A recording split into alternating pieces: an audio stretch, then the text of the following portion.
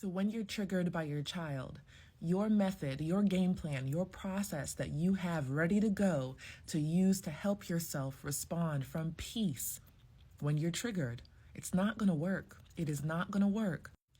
If you are waiting to be conscious and aware of how you feel and of the present moment at that moment that you're triggered, but the remainder of the day, you're unconscious, unaware of how you feel, and not making your peace your number one priority.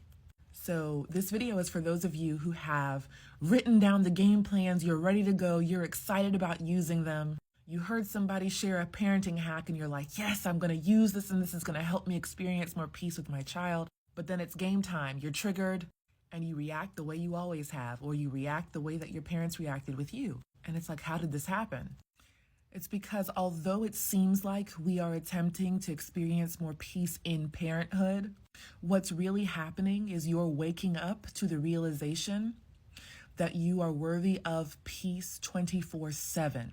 You are worthy of your own unconditional love, your own self-forgiveness, your own compassion towards yourself 24/7.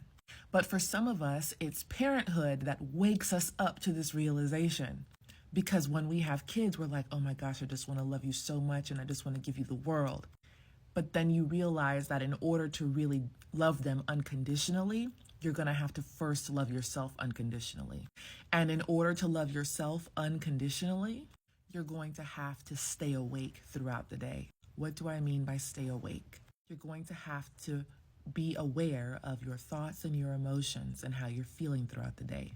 This is a tremendous act of self-love, to not go to sleep and be unconscious and let anger, rage, and all of these other emotions hijack and take over your body and make decisions on your behalf.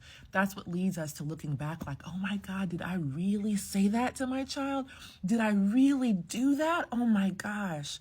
It's because when you're asleep, when you're unconscious and your emotions have taken over, the only things that you can do or say are at the level of the emotion that you are abiding in.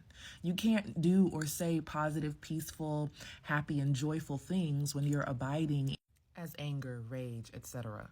So when those emotions take over and you're not awake, aware of those emotions, and therefore not able to hold space for them and process them healthily and constructively, that's when we revert back to old programming that we were conditioned with at a young age. So commit to being aware and self-regulating throughout the day, not just when you're triggered.